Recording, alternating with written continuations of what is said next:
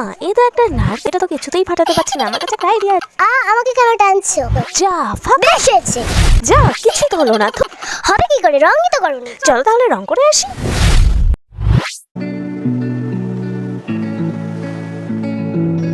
দেখ, কমপ্লিট হয়ে গেছে। এখন কেমন লাগছে? দারুণ, এ তো ডান্সও করে।